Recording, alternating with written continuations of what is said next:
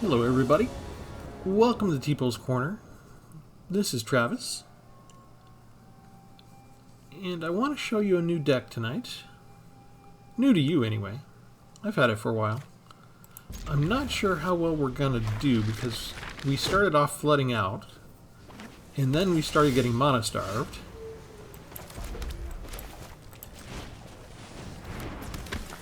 And then Arena decided to throw nothing but Phyrexian decks against us, and when there was no Phyrexian deck, it was Hullbreaker Horror. So, for some reason, something in my deck makes Arena want to put Hullbreaker Horrors against me all night long. So don't know what that's about.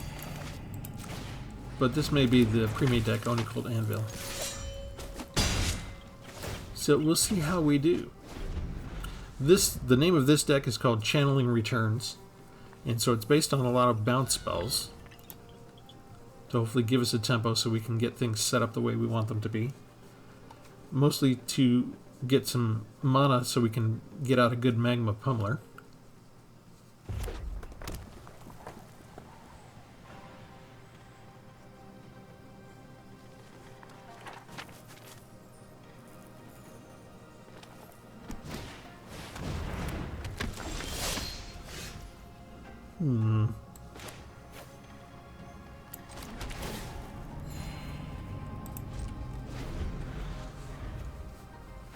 They have to deal combat damage to get the treasure token, right? So maybe Geist Wave would be fitting right now.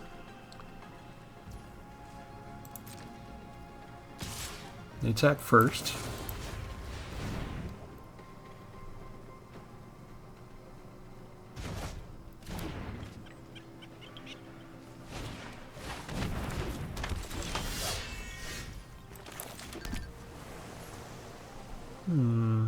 Let's go ahead and bring down the Ballista Watcher.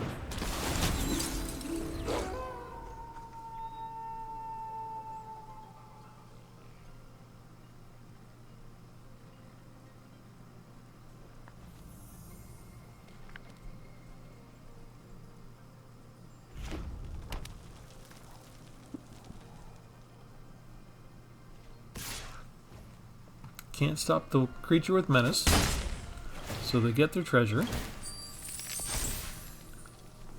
Dragon Spark Reactor gets plussed up.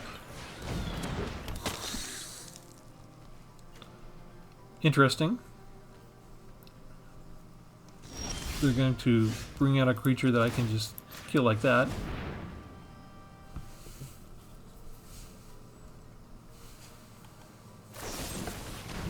Yep, sorry, it's already on the stack.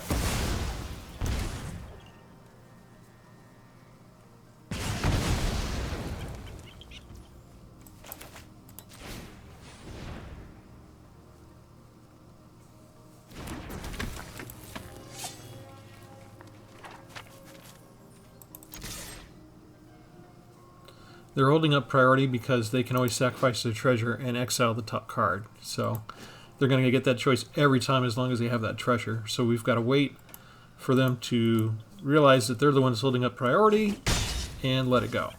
Thank you. So there's going to be a little catch after every little action that I take until they get used to that, if they ever do.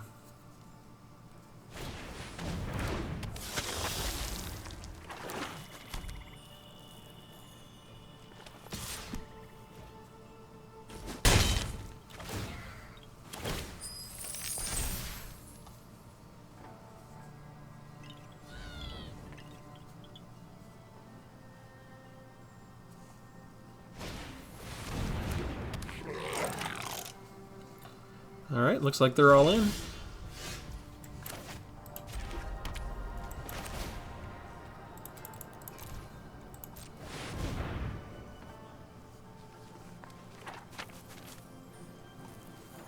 Now if they use the Dragon Spark Reactor on it, we still get to deal 3 damage to something.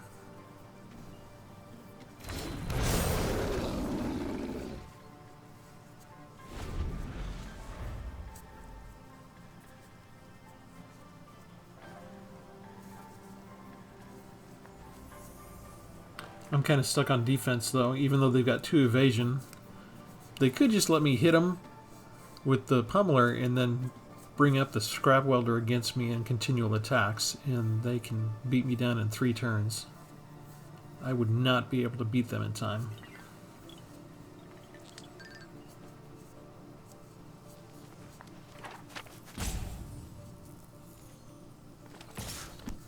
So they attack with the 2 with evasion. Makes sense. They'll get another treasure. Ugh, we have to wait for them to make up their minds. This is kind of why I don't like playing against the Onicult Anvil. It takes a long time as they decide what they're going to do. They should want to bring down the twin-shot sniper and just do 2 to my face.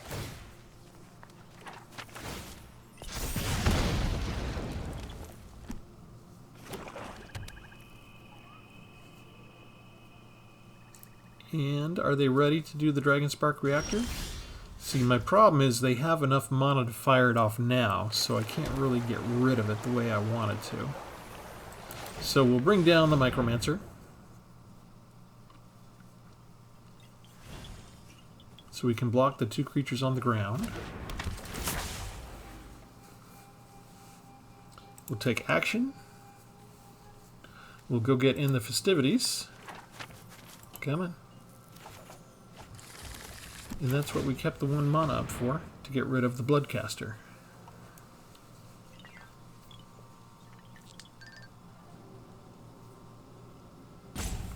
And we wait for them to decide what to do.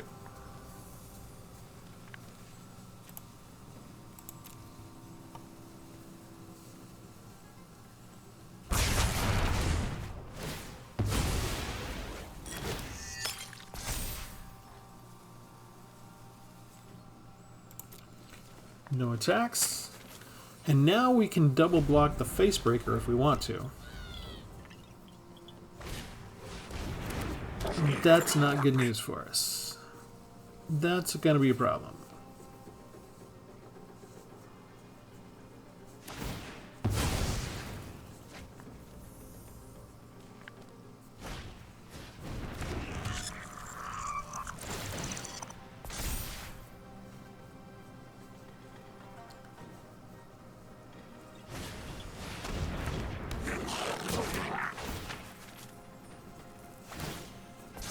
Down to 10, but now we can finally throw the reactor up top.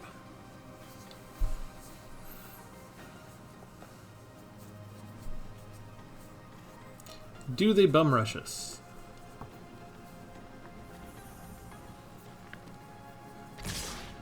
They do! Okay, so what we're going to do is we're going to block both of them. We're going to lose the Magma Pummeler. But we're going to get rid of... I guess we get rid of the Facebreaker? Although Smelter's a good threat as well. Good game, good game. You go back up. You come down.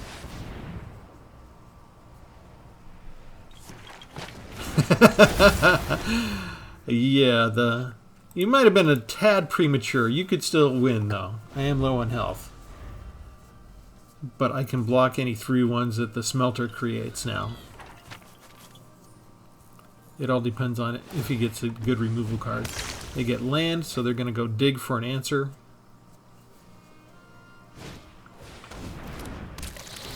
Virus Beetle, okay. I wasn't really able to use the Ronin as long as you had anything like a twin-shot sniper anyway. Reactor comes back down again.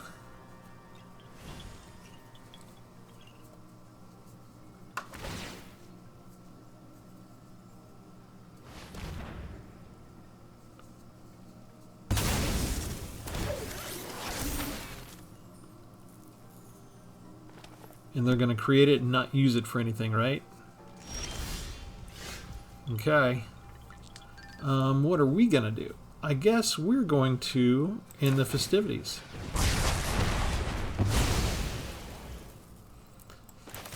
Then we'll bring out the dragon. And then we'll throw that back up again so they can't use it. Good game, man. That was all they needed. Alright, we actually pulled it out. Against what I consider to be a slow, boring deck. They didn't actually get out the only called Anvil. Alright, let's go ahead and show you the entire deck. And while we wait for the server, remember to like and subscribe. Okay, channeling returns. Here's the overview. We've got 66 cards, 18 creatures alone, 26 lands.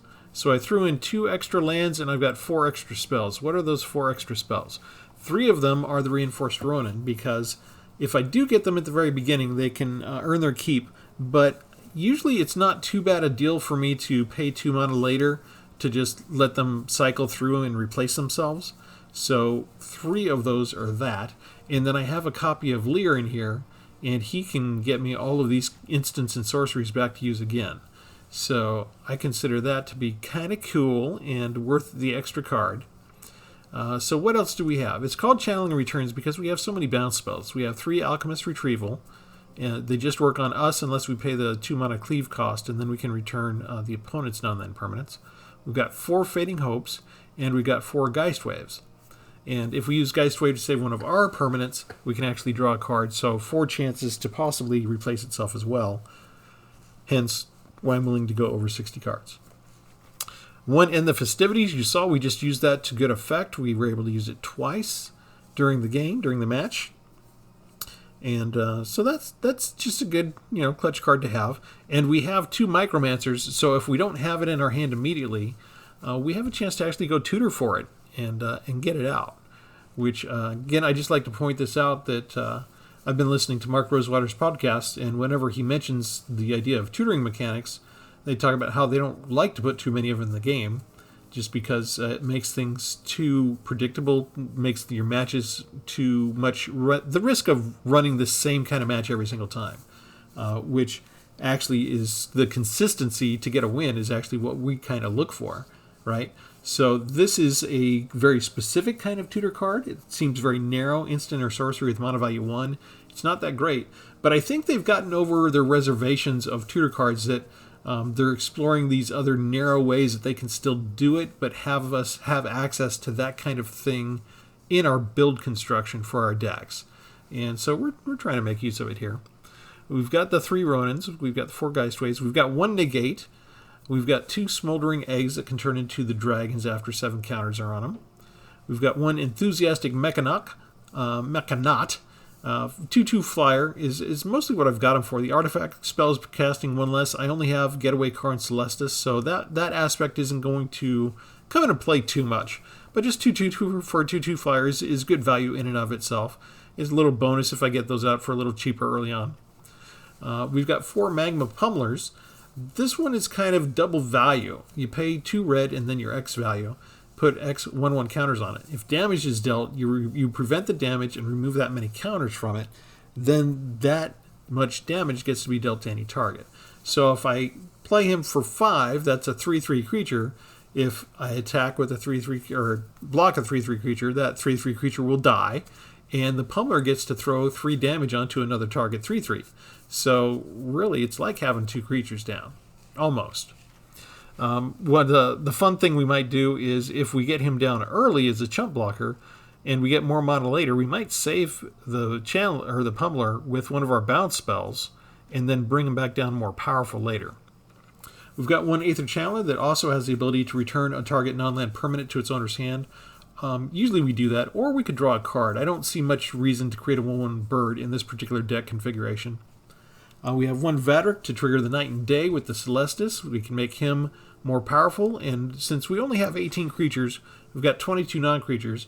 These are basically 19 instants and sorceries are in there, so that's a good way to make all of that a little bit cheaper, because we do have a whole bunch of 5-drops over here.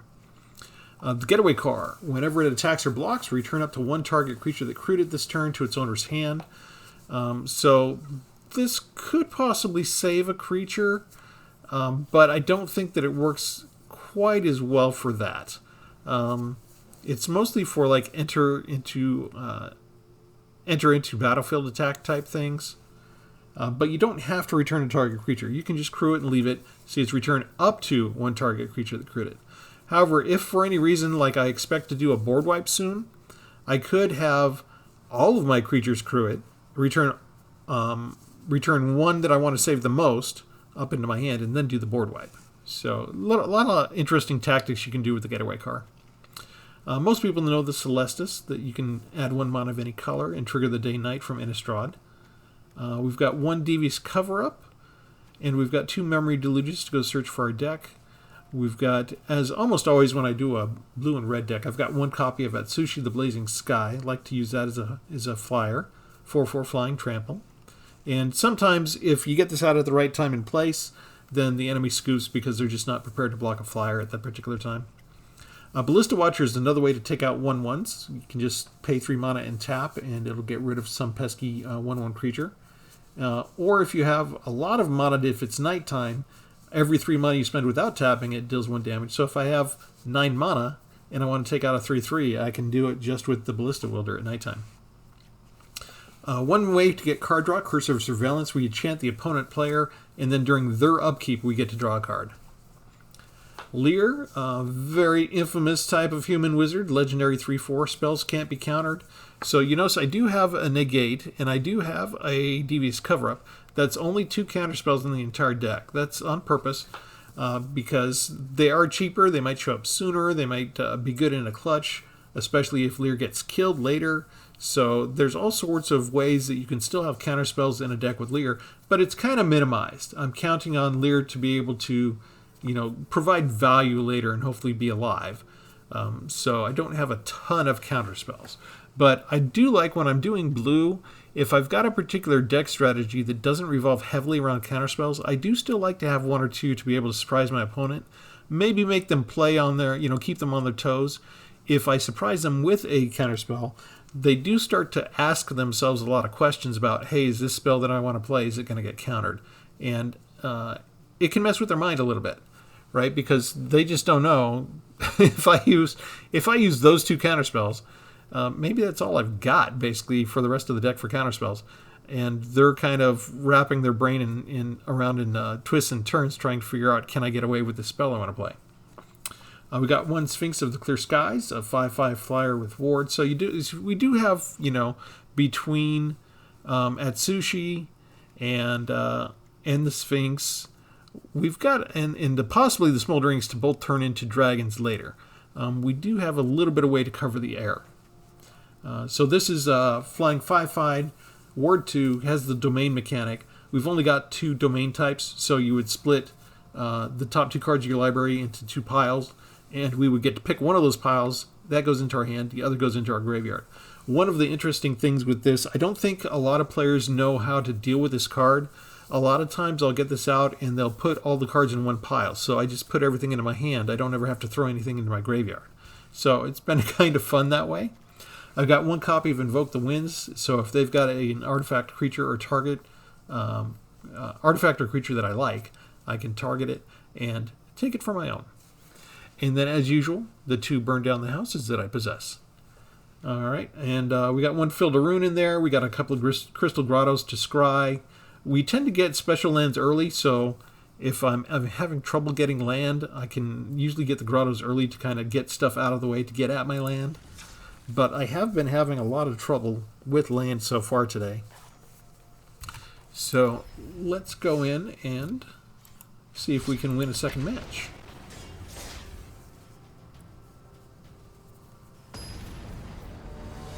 And if you do like what you see, not only hit the like button, and if you're new, not only subscribe, but probably the best thing that you can do to help me out, if you'd like to help me out, is start looking at my videos. I got tons of them now. And if you find like your favorite, share it with a friend that plays Magic and just say, hey, look at this. There's like a show daily that you can be checking out. And we have the 1 mana play, so we try and use him while we can.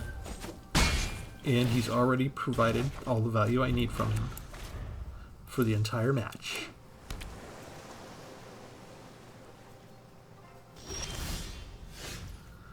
We shall scry. We want a 5th land. We'll take an egg. We'll take an egg. I think that's okay. Now we see the colors they have. If they've got a cut down, I don't mind drawing it out right now. They could use that cut down on the egg. The egg could be more valuable later. They use Sheoldred's Edict. Okay.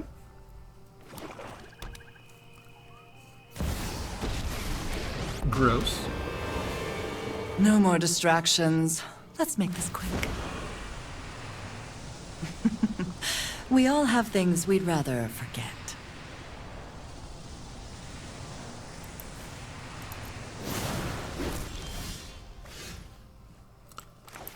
Alright, let's put down the getaway car.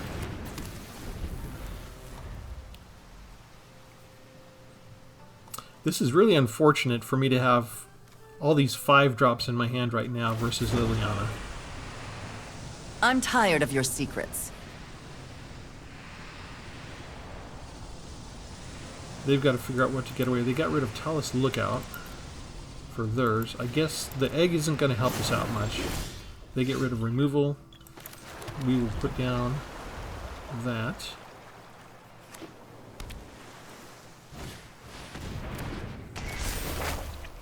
I don't have to, I can just decline that and I don't get penalized for that.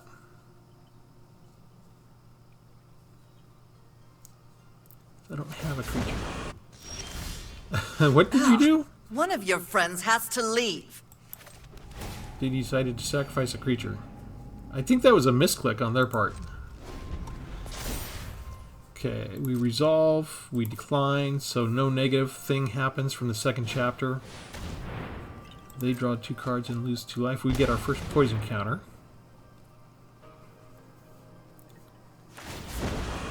And we discard a card. Sorry, resolve. Drop They it. gotta choose their card to discard. We'll get rid of our Geist Wave. They get rid of a cut down. So they're getting rid of a lot of removal.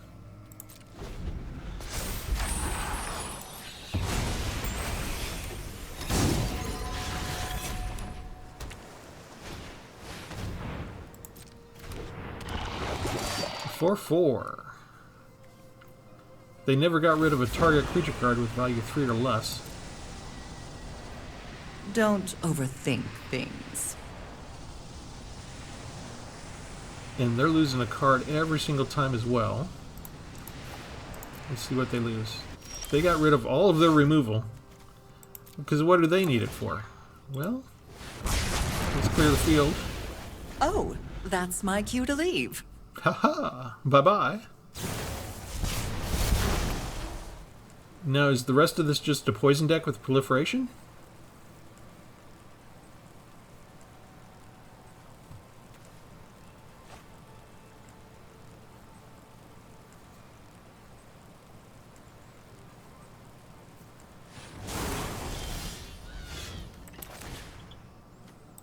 Devil tokens this time. Crew. Crew with the devil. Next, we attack. We submit 0 because we don't want to get rid of the devil. We'll leave him on the field.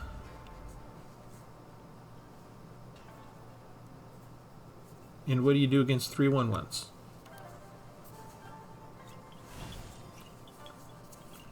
All that they made us get rid of? Bounce spells. The thing that might have helped them? The removal? Ooh! They spend 5 to bring that guy back? Wow! Wow! Yeah, that one's mine. Thank you. We power up our getaway car, and the opponent doesn't hang around for the final hit.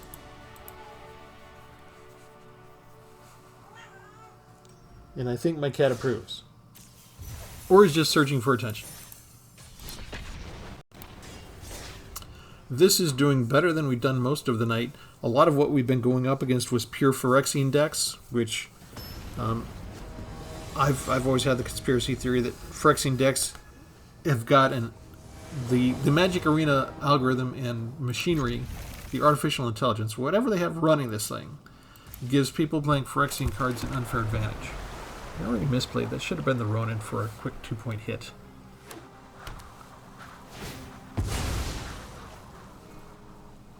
They're setting up. We'll see if I end up paying for that. Let's go ahead and bring him out now. Make him earn his keep in the deck. There we go. Good job. Anything more than that is gravy now. It'd be different if I was a mono-red aggro. Then I would actually expect the Ronin to be covering more work, covering more ground.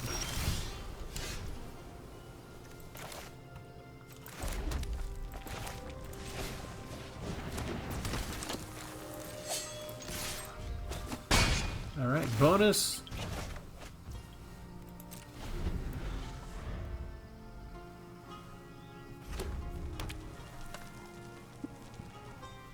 Three colors. New Capenna rules. You play with 3 colors. By the 3rd turn, you have the 3rd color ready. That's a creature. What can I do about that? Bouncing it is not really cool. I can block it with the egg.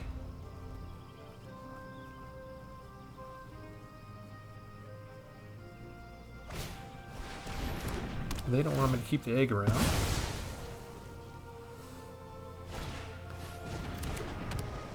Remind me what this does. Beginning of your upkeep, oil counter. Then you create only if oil counter is removed, or a permanent you control this turn, or a permanent was put into a graveyard. Okay. So I'm ahead on the health points, right? Barely.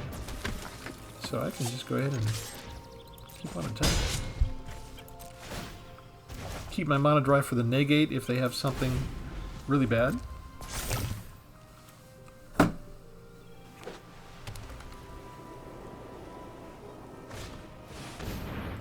Ah, like an Urbrass Forge. That's a terrible thing to bring against us. We will not let that come out. Oh man, I can't use the surveillance.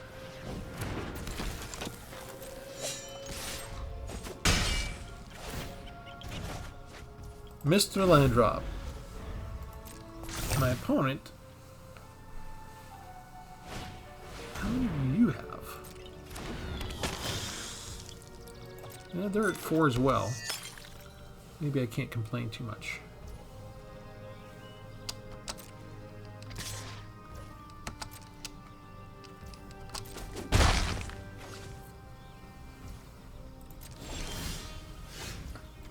Finally.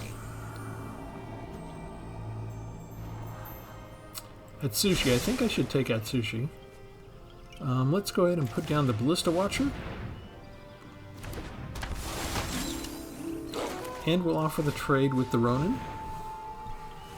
If I can trade with a Bloodtithe Harvester, that would be awesome. Excellent.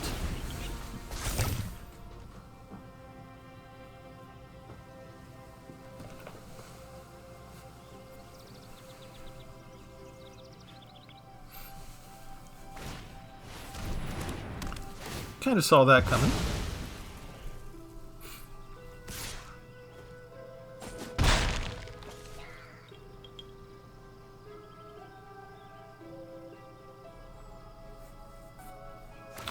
What else are you gonna do? You're gonna throw away a Harvester just to dig through your deck? Do they have a resurrection spell? That seems kind of weird to me. I get to draw a card.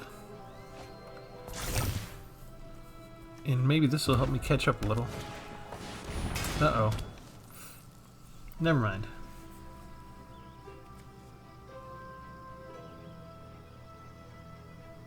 Do they have something that gets rid of enchantments?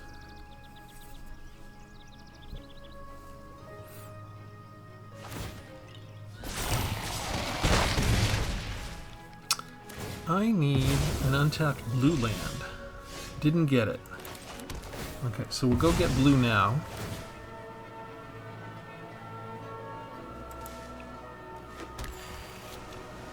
We will do nothing.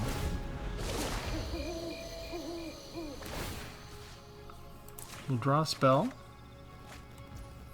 And now we throw up the forge.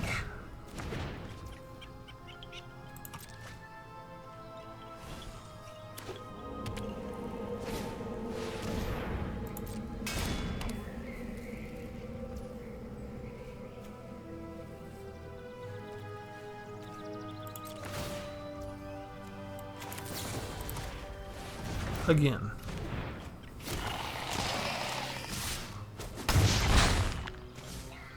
Zero.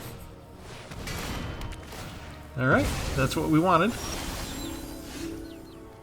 Let's see. Now, Urbrass Forge is mine. And we can attack with this.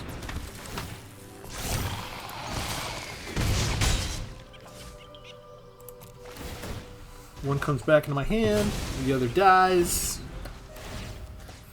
And we still get a card draw. Life is good.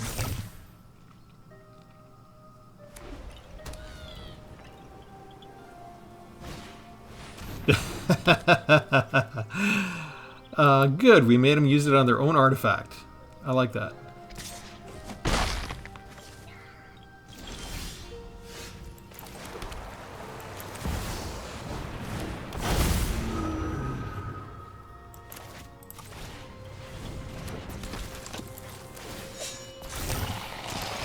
Doesn't stop it.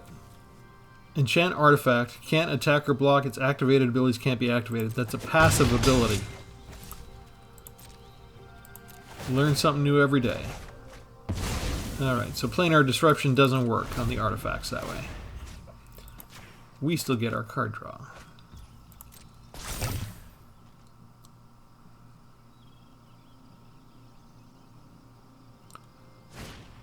Ossification, perfect.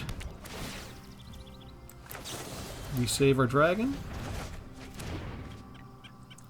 Leave them with the useless enchantment.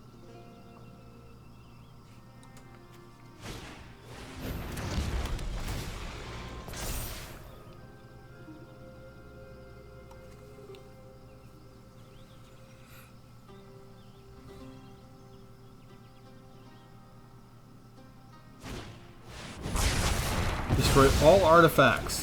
I think that hurt them more than me, but that's... Urbrass Forge was going to kill him, right? So... let's go ahead and do it this way.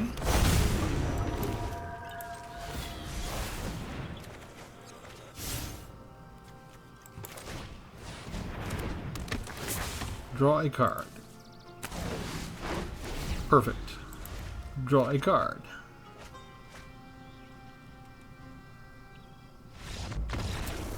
And Itsushi appears and they scoop again. I'm sensing that pattern.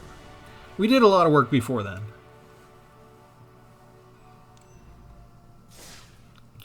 But I must be honest, we're experiencing a nice little... Oh, Leslie, Linebreaker Baleth. Oh, that's from Dominaria United. Okay. Enlist can't be blocked by creatures with power 2 or less. Alright. I gotta do some more Enlist decks. I did have fun with the one that I made during the Hurt week. In my Hurt decks. If you're new, check out the playlist. I've got one called the Hurt Week, where I started off naming a deck after it had the word Hurt in the title, and then I started going into pop culture and just making decks after pop culture things like we have Hurt Locker after the movie. We got like It Hurts When I Do This, well-known phrase, and they all have slightly different theme, but they were all very fun decks. And I've been keeping a couple around in my deck list to continue playing with. And that can actually be a problem. Okay, so don't mess this up again, Travis. I've got the Ronin. I used the Ronin on the first turn. Alright. We have room for 100 decks in our deck list. And I make pretty much a new deck every day. And when I like my decks, I tend not to get rid of them. I export them, and I save the deck list. But if I enjoy playing the deck a lot, I don't really want to get it out of the deck list and keep re-importing it later. I just leave it there. And at some point, nature abhors a vacuum, right? I just fill up all the spots. And so then I have, you know, like 30, 40 decks that I can't decide which one I want to get rid of, but I've got to make room for a new deck that I had the idea for. Okay, what do we do against that guy? We only have 3 mana. If he hits, they deal a point of damage. Let's just throw him up. And do we want that land? I think that's too much land.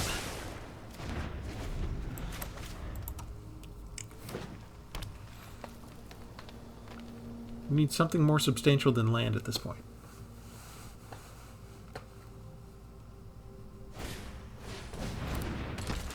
They choose not to put Tpull down. Okay, 2 of those instead. Let's see what we got coming up. Invoke the Winds. I really don't want to get rid of Invoke the Winds. That's just awesome. Let's put down Getaway Car. We're going to take a hit. If they're smart, they'll put down Tpull first. They'll get card draw.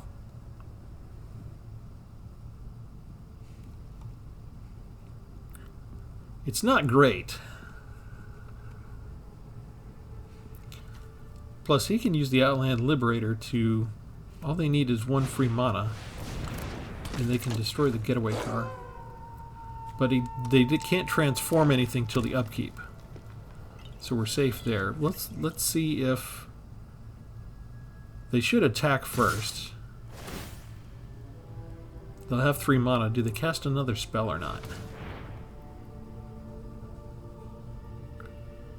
I can't really take the Liberator if he has any mana left.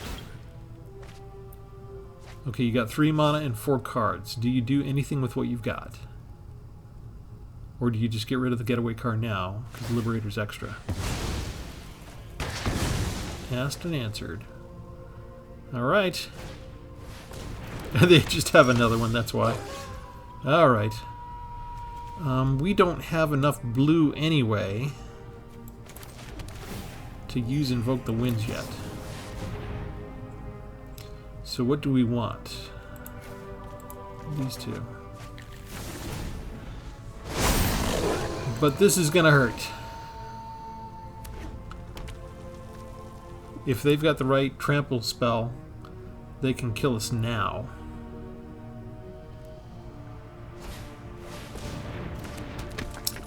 Great.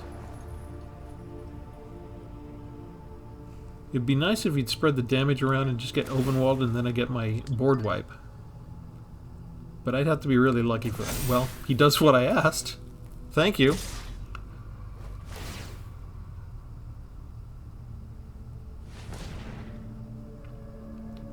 I actually need the board wipe, right? Or we are done for. That's a lot of ammo. Yep, uncurved Tovolar's usually death. Unless you have removal. All we had was a bounce spell. All the bounce spells we have and all we got was the 1. That is not going to help us enough. Let's see what was coming up. Just another land. Well, I mean, we can go ahead and take Tpull away. And we die. No matter what.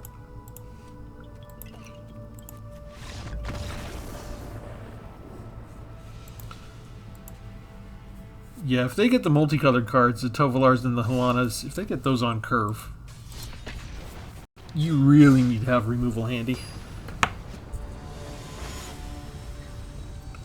And like a lot of the decks that I make, sometimes mine takes a little while to warm up. Mine takes a little time to set up properly.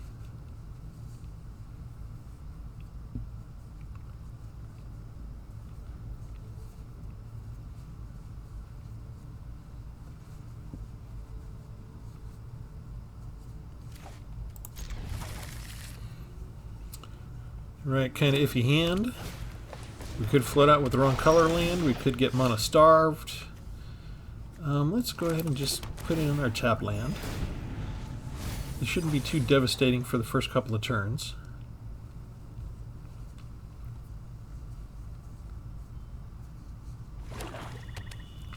This is Graveyard Recursion though, and I don't have anything for Graveyard Hate, so we could be in trouble here.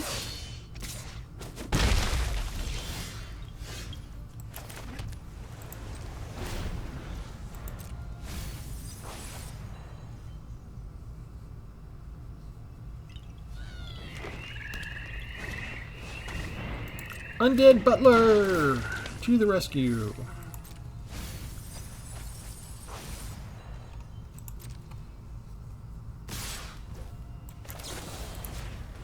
Save some damage. That is the wrong color land, but we do need to get to 5 lands to be able to use the curse. So I think we accept it. Let's go ahead and put down the mountain so we have the double red for Atsushi.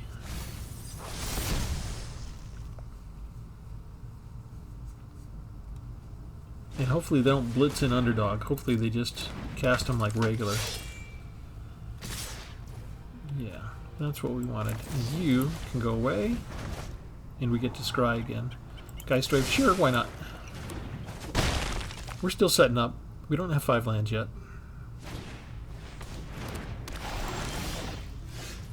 Okay, so that gives us 1 turn. So let's see if they have removal or not.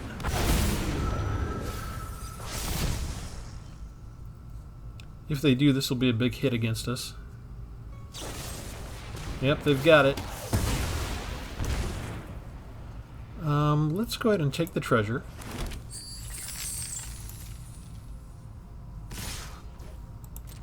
And we're going to take the 7 damage.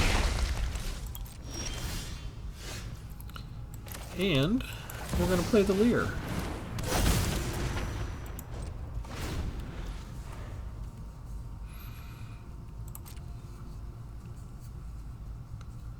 Do they know enough to exile the Fading Hopes? They took away the dragon, which I can't get back. So no, they do not.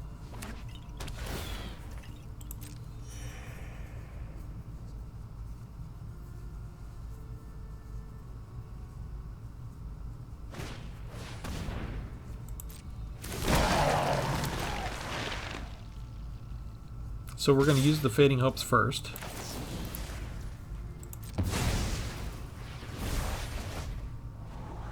Micromancer is good. We will block the Underdog. Underdog dies. And they bring down the Death Bonnet Sprout. Alright. We do the Curse of Surveillance. And we be done. We draw a card. Death Bonnet Sprout transforms again, making them continue to mill.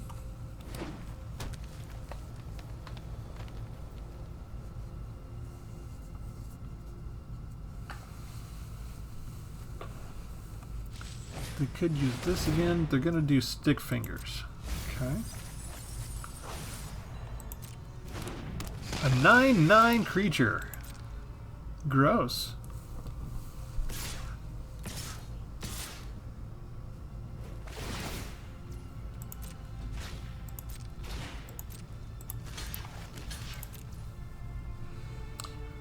They're tapped out, right? Auto pay. Burn down the house. We'll take burn down the house.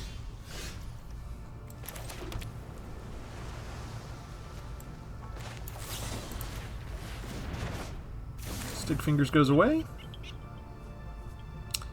And Death Bonnet Hope goes away. And we attack. And we draw a card.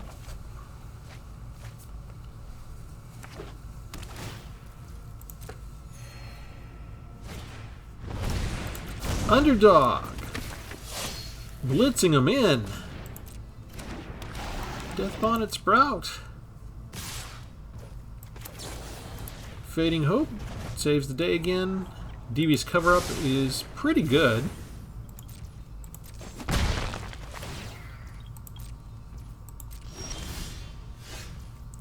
So we will keep... We'll just pass. We'll pass the turn. We get to draw. Smoldering Egg. They mill and transform again. Yet again.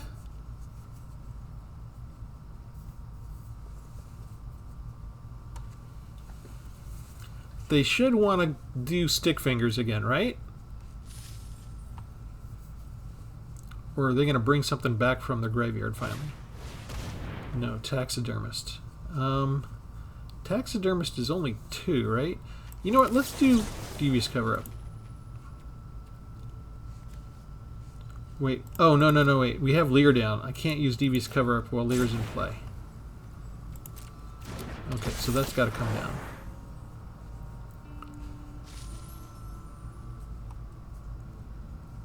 They can still just bring... Why would you do that? Just because I'm down to 8?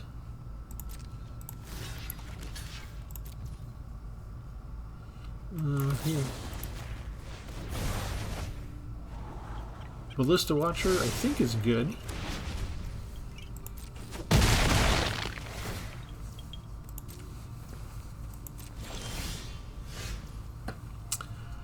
Let's see.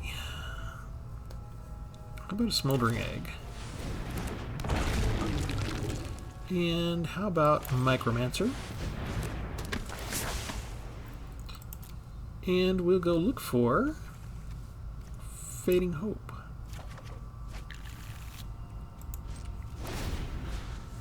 And a card draw.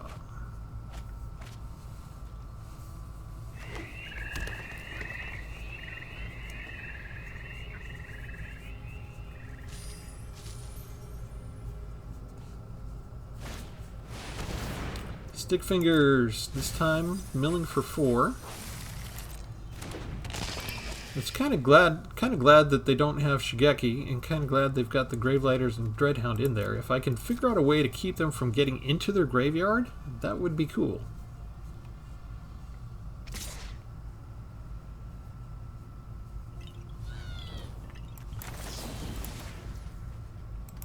Auto pay with the last of my treasures. Smoldering Egg gets a little something. More removal's good. Little bounce spells here and there. What else do we want to do? I feel like it's time for Ballista Watcher. And some card draw. And we're just getting all the bounce we can handle.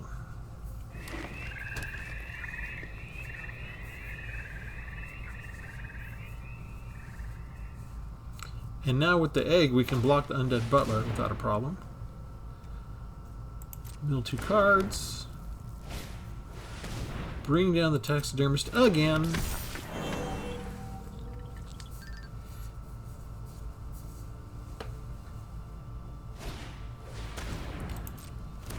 Bring out the Underdog. So they're just using the Underdog for card draw. Pass to blockers, we block you, and you go back up.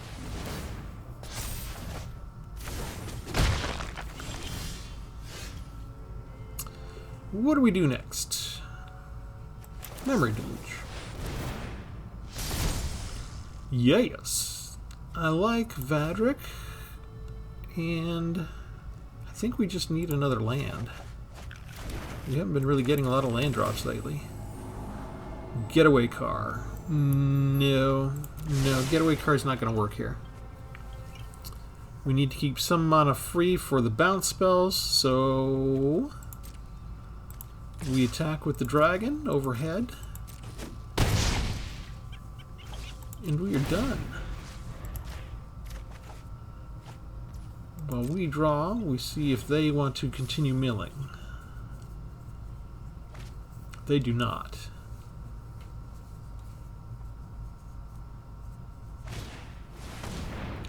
Fellstinger! They could exploit against us and make us lose 2 life and draw 2 cards. No. They finally take care of it with the Undead Butler.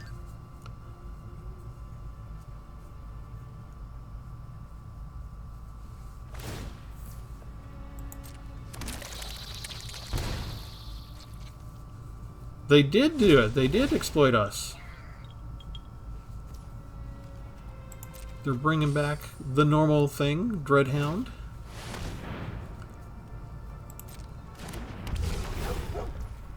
Mill 3 cards. That's going to hurt us. Pass to attackers.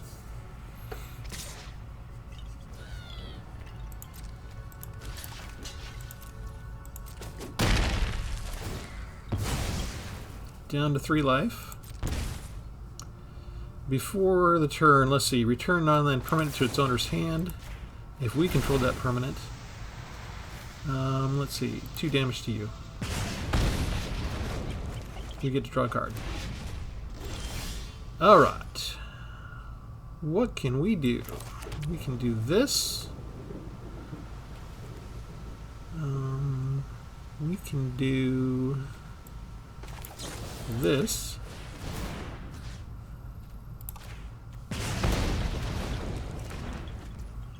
We can fly over, hit him for 4.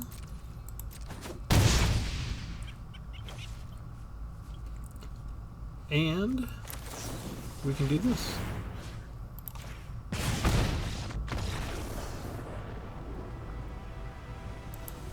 So, as I said, we can take a while to get going. We've got some limitations. The Phyrexian decks are cleaning the clock, as the Phyrexian decks do with almost anything I do, no matter what, because they're the new cards and Arena's biased towards them and that kind of thing. For some reason, whenever I play this deck, they want to throw a lot of Hullbreaker Horrors at me, so I've faced those more often than usual tonight. The Magma Pummeler didn't come out really for us to show off as much this time, but we were able to transform the egg, and Mechanaut just showed up. The Ronin actually did a lot of work this time, early on in the game. I've got 3, and a lot of times we just don't see them. I do have 66 cards. But in that last battle, the bounce spells really earned their keep continually, and the Curse of Surveillance is gold. Absolutely lovely. And we did pretty good using Leer, making good use of Leer. No Sphinx of the Clear Skies this time. And everything else pretty much made an appearance for the most part, right? So I feel like we got a pretty good look at the deck. It's almost like you could sometimes just feel like taking out the 4 Magma Pummelers and just go down to 62 cards, and you might still have just as an effective of a deck. I'm not sure. I wanted a place to put them in. I think this was kind of a showcase for them, just because I like the idea of forcing me to play them earlier. I always want to save these and hoard these until I can afford to play them.